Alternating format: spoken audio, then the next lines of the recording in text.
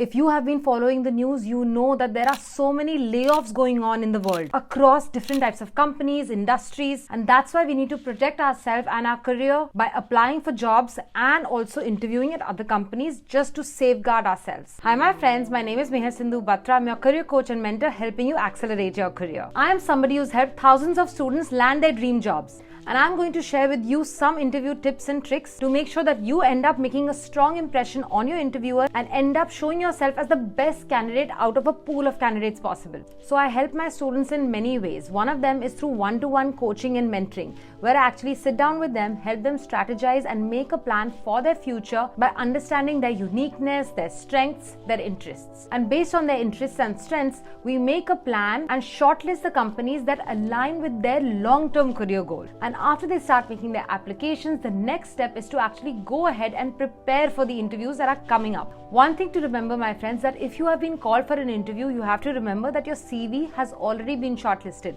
That means they already like you a little bit. They already think that you could be their future employee. You already have shown them that you have potential. But now it comes to the face-to-face interaction or maybe a telephonic interview where they will judge your communication style, whether you're a cultural fit, whether you have the confidence.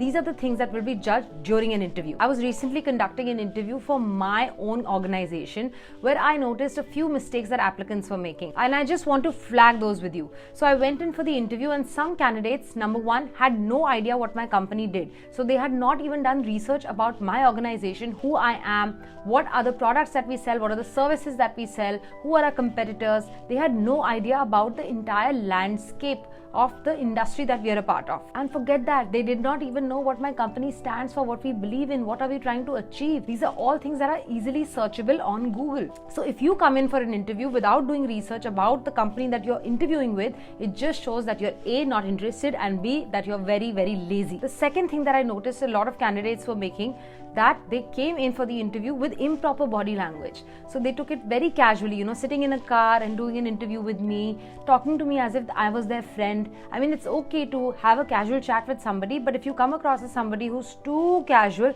it will just give not the right impression to the interviewer. In fact, the interviewer wants you to take it seriously. That's why they're investing time and energy into trying to recruit you. Recruitment is a very, very tedious process for the company, and that's why they make sure that they are investing their time and energy in the right person. And that's why you need to make sure that you are coming across as somebody they should invest in, they should believe in, somebody who will take their company to the next level. If you're finding this video useful so far, please do hit the subscribe button below and tap the notification bell. It really helps my channel and helps me reach more young professionals just like you. Do not forget to sign up for my free weekly newsletter as well as follow me on my Instagram page, MSB Vision.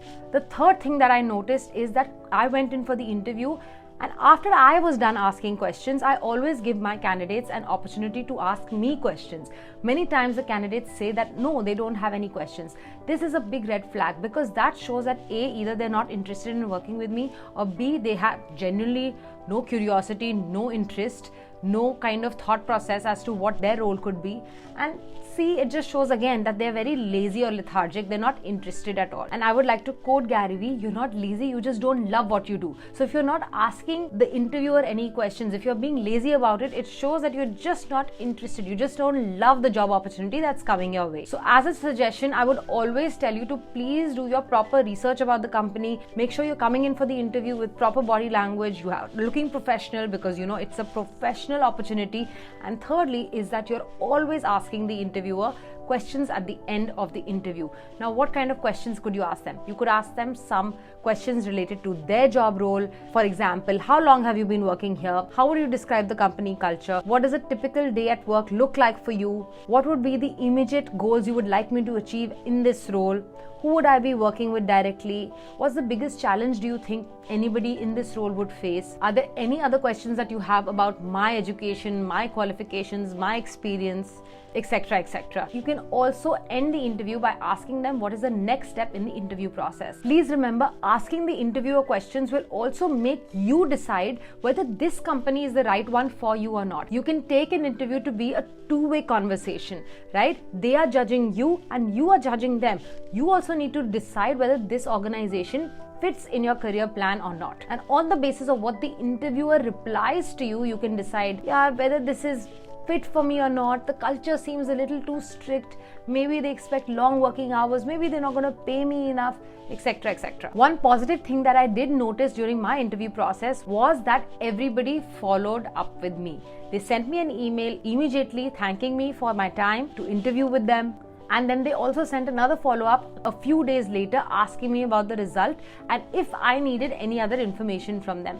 Following up with the interviewer makes you remind them about you, about your candidature, about your qualifications, about the interview. It just shows that you are still very much interested in the organization, in the position, and you are very, very motivated to join the organization. If you found this video useful, I'm coming up with a workshop this Sunday. I do not want you to miss it, my friends. I'm going to go through in detail each step of the interview process, how you can prepare better, what kind of questions you need to ask the interviewer, how you need to follow up, etc., etc. There's just so much I'm going to cover that I'm telling you it's going to be so worth your 2 hours on this Sunday afternoon.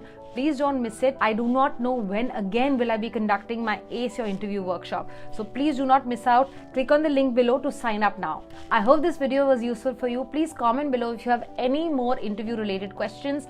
I will be there for you to reply. But yes, if you want to learn in-depth knowledge about how you can ace your interviews, do not forget to sign up for my workshop. I'll be back soon next Tuesday with another video. But until then, keep hustling hard and working hard towards your goals. I hope to see you soon. Bye.